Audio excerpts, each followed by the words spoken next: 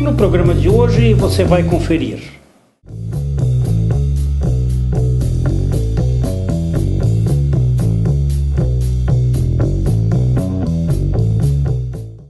na Voz do Povo, bairro Lindóia em descaso pelo poder público.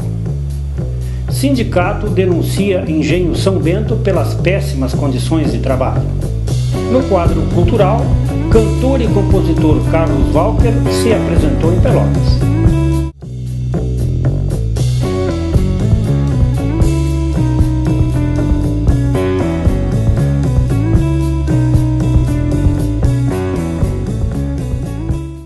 Boa noite, eu sou Lair de Matos e esse é o programa Nossa Luta do Sindicato da Alimentação. Hoje é dia 1º de maio e nós vamos a mais uma apresentação do programa Nossa Luta. No quadro A Voz do Povo, você irá conhecer mais situações de descaso do poder público com a população. Nós estivemos no bairro Lindóia e conversamos com o morador José Genes, o Soró, que falou sobre a situação caótica que aquele bairro se encontra.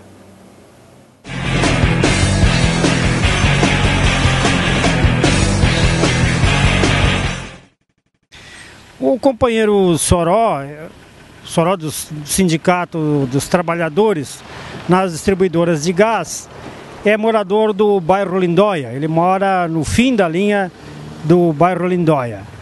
E aqui, embora seja um local de urbanização bastante antiga, os problemas aqui também não são poucos aqui nesta região da cidade. Soró, quais são os principais problemas que afligem os moradores aqui do fim da linha do Lindóia? Olha, um dos principais problemas, vocês estão vendo nesse momento, é a poeira, né? O pó que existe aqui, as ruas são... a maioria não existe asfalto, é totalmente a chão, né? E o trânsito é intenso aqui nesses horários, a poeira é muito forte. Além da questão da vazão da água, o esgoto aqui... não tem vazão a água, então esgoto a céu aberto na grande maioria das ruas e quando chove alaga. Aqui tem uma paragem de ônibus na frente e aí quando chove as pessoas têm muita dificuldade. Porque fica alto, a água, a altura é considerável. Meio metro de altura no centro. Então interrompe o trânsito. Praticamente o carro pequeno não passa, só carro grande, né? Assim vai passar na rua aqui. Então, me dizia antes que o problema de falta de vazão aqui é de que aqui tem um canal que deveria transportar esta água até lá a 25 de julho. Isso, até a 25 de julho, e esse canal há muitos anos que não é limpo, então foram construindo e existem bueiros. Entupiu o canal praticamente, então a água fica parada, e como vocês veem, quando chove, a água sobe na valeta e depois ela vai escoando naturalmente, não existe vazão, né? Então ela vai filtrando na terra. Enquanto, como você vê, faz dias faz quase um mês que não chove, a água e a valeta ela está cheia de água, porque não há vazão, é entupido, totalmente entupido, não há limpeza, faz anos que a prefeitura não faz esse trabalho. E então quando chove a água sobe, toda essa água suja, imunda do esgoto, ela vai para a rua. Ela vai para a rua e vai praticamente, tem lugares que ela invade, quando não é alto, então não consegue dar vazão, invade, volta, então acaba entrando para dentro das casas, das residências através da tubulação, né? Porque não tem vazão. Nós estamos aqui conversando e está chegando e saindo o ônibus. Como é que é o transporte coletivo aqui? Olha, é de péssima qualidade. Os trabalhadores, as pessoas que têm que trabalhar nos horários, o ônibus já sai daqui praticamente lotado, porque... Sim, aqui é o fim da linha, mas tem muita cidade para trás aí. O fim da linha era 20 anos atrás, e hoje a cidade cresceu, existe o loteamento Tossante, que é o próximo bairro aqui adiante, e alguns ônibus vão até lá. Isso de meia hora, nos horários de pico, e depois as pessoas têm que vir na parte da manhã, às vezes chove, no inverno principalmente, vem atolado no barro para pegar o ônibus aqui, né? Que existe 2 fins de linha. A maioria dos ônibus sai daqui. Por questão de economia, a empresa não bota. Aquela parada ali. Ali nessa parada aqui. A maioria dos ônibus sai, enquanto que o pessoal do Toçante tem que vir. E aí é uma grande reclamação das pessoas que não tem que se deslocar com chuva, às vezes, e é péssima a situação para lá, nesse bairro. E mora muita gente lá. Eu me lembro que uns anos atrás a gente ouvia falar em loteamento Toçan. Não se diz mais loteamento, ele já está todo loteado. Já está tudo loteado, é um bairro grande, com vários moradores. E que tem quando é de noite, principalmente também à noite, tem que se deslocar, às vezes tarde da noite, tem que ir a pé daqui para lá, né? Vários assaltos, as pessoas sofrem, porque trabalhadores, mulheres, às vezes apertam bolsas e coisa, porque nem todos os ônibus vão até o fim do loteamento Toçante. Tu me falava antes de nós começar a conversar sobre o IPTU, não é barato o IPTU aqui? Não, o IPTU é caro, né? Eu ainda estava dizendo, eu pago aqui R$721 pagando uma parcela só, foi pago, né, de IPTU no ano de 2012. E a gente não tem retorno do poder público, né? Só paga e não vê retorno nenhum, principalmente. A outra coisa, as ruas aqui são patroladas porque é empresa. O ônibus às vezes passa a patrola, mas dificilmente passa uma patrola da prefeitura. Não é patrolado pela prefeitura. Serviço público é o que a gente viu aqui hoje. Aqui, a prefeitura andou aqui, limpou as valetas e daqui a um ano... Fazia mais de 3 meses que não aparecia e ontem eles estiveram aí, fizeram uma limpa.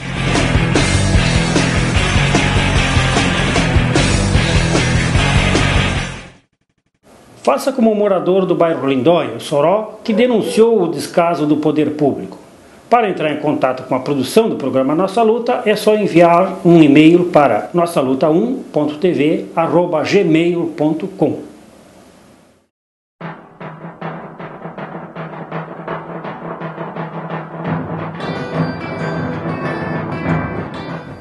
O Engenho São Bento está localizado na BR-116, entre a barragem do Santa Bárbara e o Sítio Floresta. O Engenho São Bento é uma indústria que se faz secagem de arroz e beneficiamento, descascamento e empacotamento de arroz. A equipe de vigilância do nosso sindicato esteve aqui dias atrás e verificou situações sérias de risco à integridade física dos trabalhadores no local de trabalho. Os elevadores não têm proteção, as correias e as polias também estão sem proteção, o que leva a risco eminente de acidente aos trabalhadores que aqui nessa empresa labutam. Além do risco de acidente, o ambiente de trabalho é muito ruim para a saúde dos trabalhadores, porque há muita poeira e fumaça, principalmente agora na safra do arroz, que é período de secagem de arroz, a movimentação de arroz é maior, então a quantidade de pó no ar e de fumaça é muito grande e isso deve trazer, infelizmente, consequências no futuro à saúde desses trabalhadores. No que diz respeito a conforto e higiene, também a situação aqui no Engenho São Bento é muito ruim. Os trabalhadores dispõem de um refeitório sem as mínimas condições, a geladeira, onde o pessoal tem que deixar guardada a sua comida durante o dia, está toda suja, inclusive no seu interior. O aquecedor, o equipamento para aquecer a comida também, a falta de higiene é total. E o piso, as mesas, os bancos do refeitório estão todos eles também sujos. O vestiário e banheiros e chuveiros também. A falta de chuveiros, o piso está todo sujo. Não tem armários para o pessoal guardarem as suas roupas, armários em número suficiente. A maioria dos trabalhadores não tem armários onde possam deixar as suas roupas durante o período de trabalho, então elas têm que ficar penduradas em algum prego que tenha na parede, coisa assim. E os vasos sanitários também muito sujos, muita sujeira junto aos vasos sanitários e também a falta de papel higiênico para o pessoal. Esta é a triste realidade dos trabalhadores aqui do Engenho São Bento.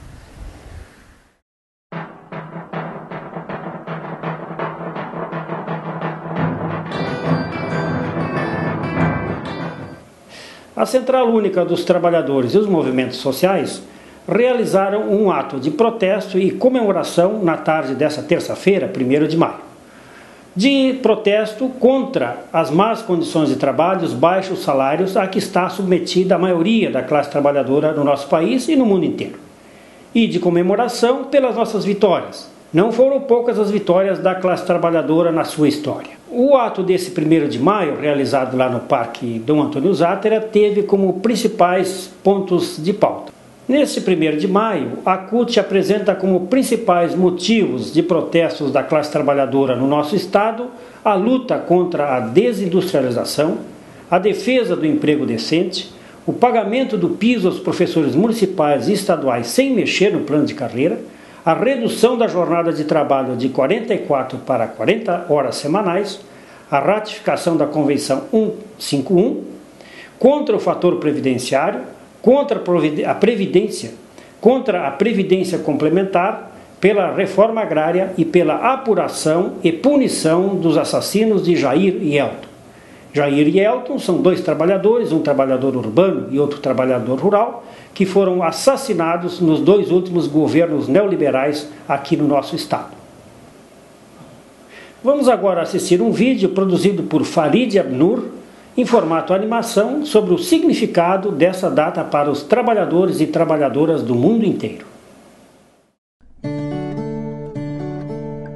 Este mundo em que os poderosos pisam os trabalhadores e nos dizem que esta é a ordem correta das coisas vai desabar, e nascerá uma sociedade de liberdade em que cada um cooperará voluntariamente por uma vida melhor. Disse Augusto Spies no tribunal em que foi condenado à morte, acusado de ser uma das lideranças no 1º de maio de 1886.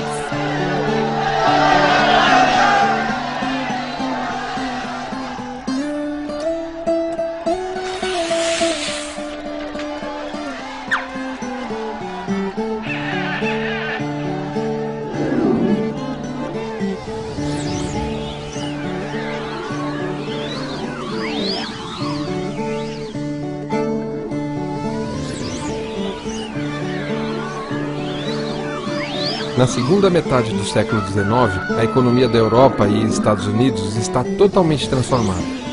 Muitos trabalhadores que viviam do que produziam no campo agora dependem do salário.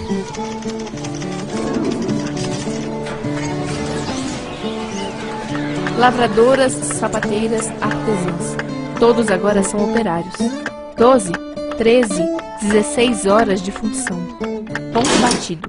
Precárias condições, pouco dinheiro para comer, morar e voltar ao trabalho. Vendiam barato a força de seus braços. Em pouco tempo descobriram que esta força poderia ser usada para defender a si mesmos e as suas famílias e companheiros. A indignação operária amadurece. Surgem novas linhas de ação e pensamento que vêm da organização dos trabalhadores. Sonhavam com uma nova sociedade sem oprimidos nem opressores. Uma sociedade justa e fraterna.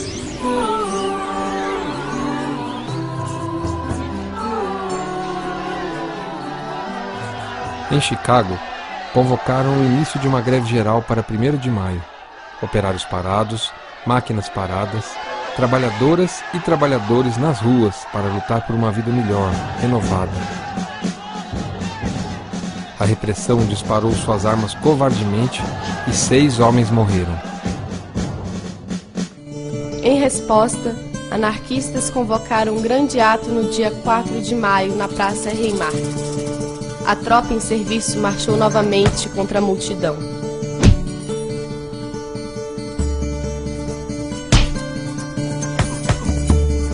Uma bomba interrompeu o trajeto.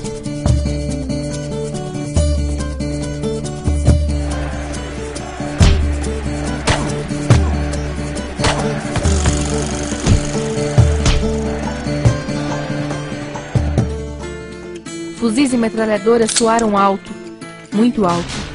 Dizem que durante 5 minutos. Manifestantes morreram, policiais também. Todos eles trabalhadoras e trabalhadores. Alguém tinha que ser considerado culpado, e 5 líderes do movimento dos trabalhadores foram presos. Condenados à pena capital. O julgamento seria invalidado anos depois de sua morte. As ideias, no entanto, não são feitas nem de carne nem de ossos. vencem a morte e ganham o mundo. Em 1889, a Segunda Internacional Socialista anuncia 1º de maio como o Dia do Trabalhador. A principal bandeira, redução da jornada. 8 horas de trabalho, 8 horas de lazer,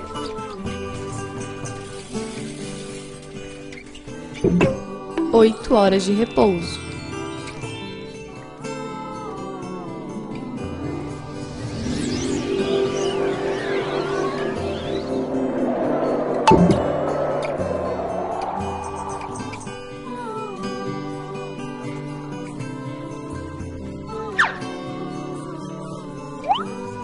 Em 1890, Espanha, por 8 horas de trabalho. 1907, Festival em La Paz, Bolívia. 1909, 30 mil pessoas em Buenos Aires, Argentina. 1913, 25 mil trabalhadores no México. Na Rússia cai o czar. A vitória do poder popular convida ao despertar dos direitos. A luta dos trabalhadores, simbolizada no 1º de maio, foi melhorando a vida e permitindo novas reivindicações. Em 1919, a OIT, Organização Internacional do Trabalho, estabelece 8 horas diárias e 40 horas semanais. Governos e empresários comemoram juntos com trabalhadores. Grandes carnavais de música, jogos e presentes divertiam e embriagavam a memória da data. Queriam reinventar o 1º de maio. Mas já estava marcado nos calendários. Dia de luta! 1920, 10 mil trabalhadores no Japão. 1925, fundada a Confederação Nacional dos Sindicatos Chineses. 1946, Austrália. Aborígenes fazem greve por melhores condições de trabalho. 1950, mobilização na África do Sul. 1954, 30 mil pessoas em Honduras. 1962, dezenas de milhares de pessoas em Portugal. 1968, Primavera de Paris, trabalhadores e estudantes. 1970, Seattle, Estados Unidos. Protestos contra a guerra do Vietnã e Camboja. 1974, Moçambique. Libertação de 500 presos políticos. 1975, Angola. Feriado nacional. 1978, Chile. Protestos contra a ditadura Pinochet.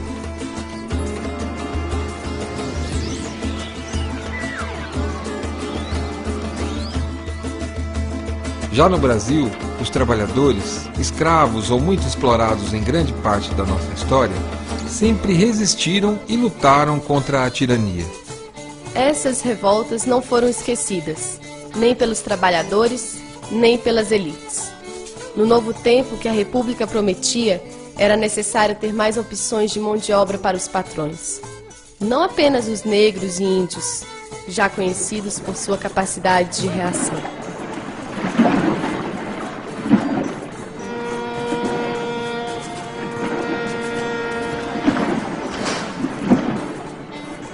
Japoneses e europeus foram trazidos.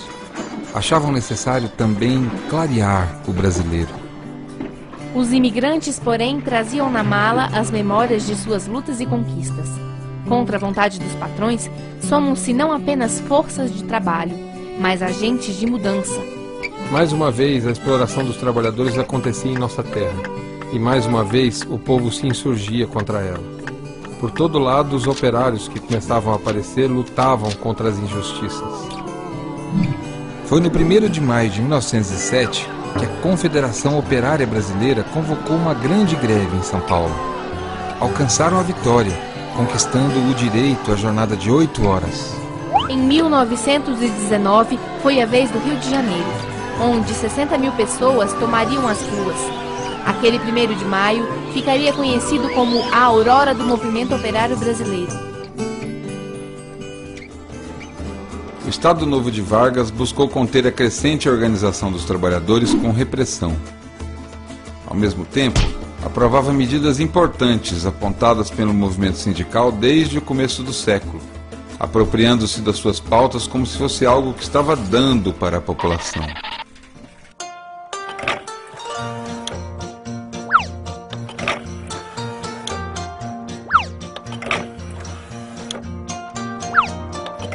O tempo passou e o 1º de maio sofreu transformações. chegou a perder espaço diante de velhas estratégias desmobilizadoras. Recupera seu significado nos movimentos contra a ditadura militar, quando estudantes e trabalhadores, tomados pelo espírito da data, vão às ruas clamar por liberdade.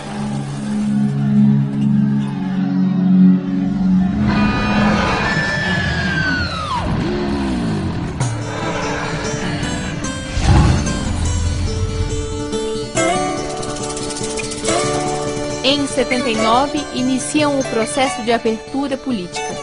1980 e 1981 são cenários das grandes greves operárias do ABC. Sindicalistas bradavam: Hoje, no 1º de maio, é o caminho do futuro.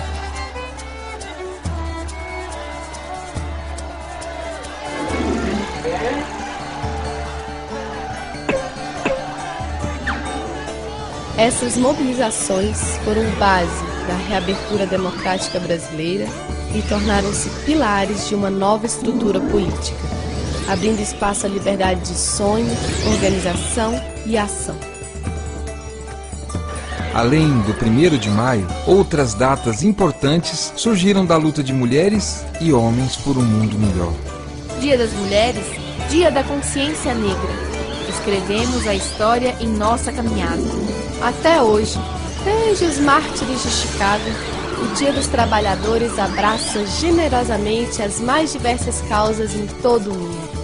Multiplica-se em toda parte, despertando vozes que exigem transformação. Em maio, cada passo que se dá tem por direção à liberdade. Cada conquista nos lembra que esse não é qualquer dia ou mês. É maio, o nosso maio.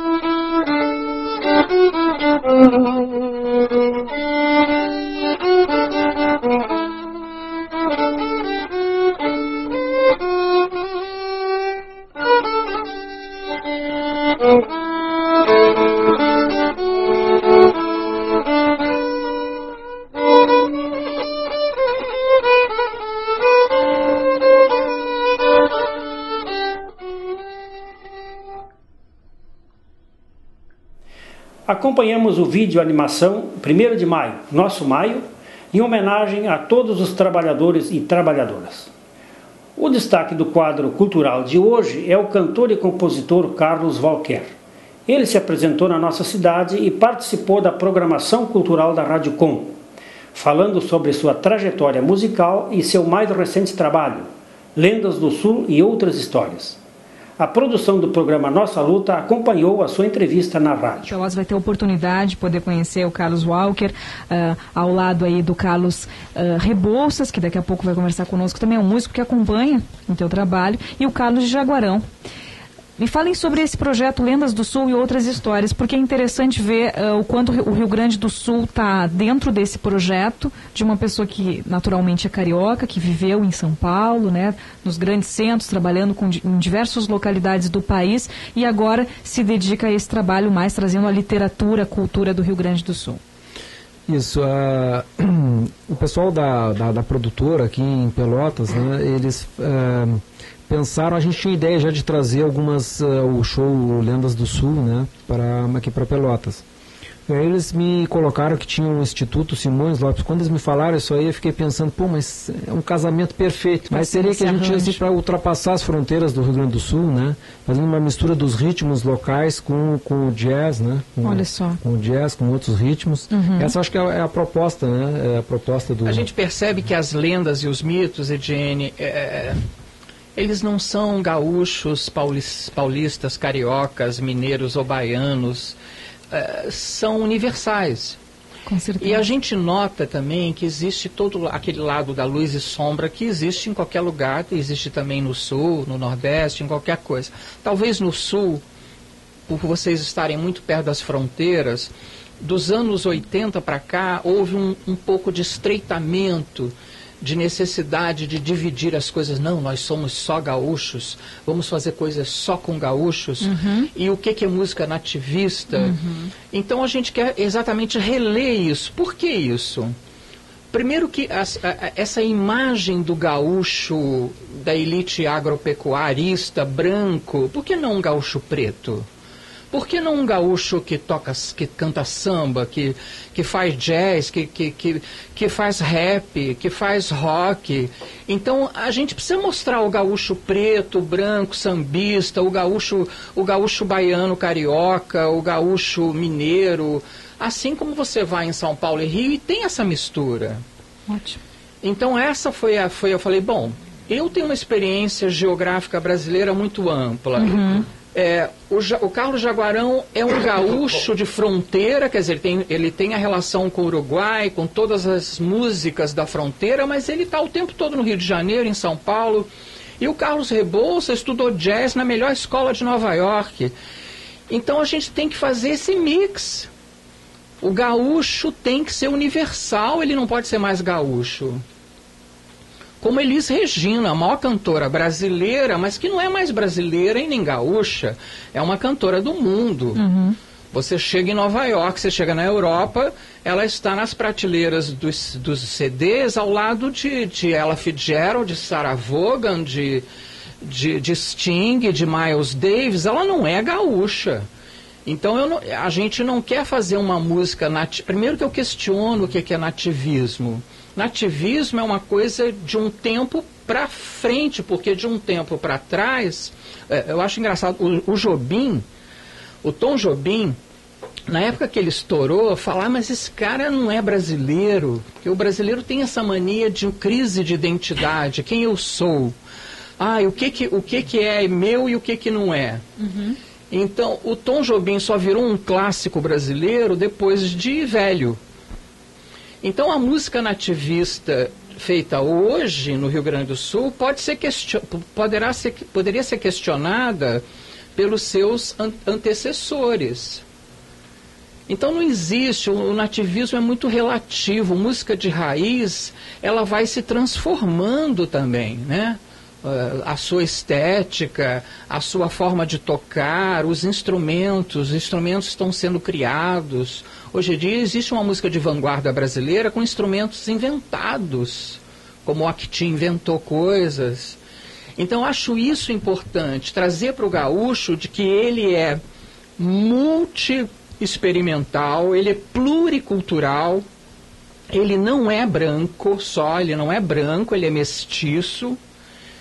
Ninguém fala do gaúcho Lupicínio, nacionalmente ninguém consegue identificar o Lupicínio como um gaúcho, porque ele teve que se acariocar, ele teve que se apaulistar. Então eu acho isso um problema que a gente tem que resolver aqui, e começar daqui.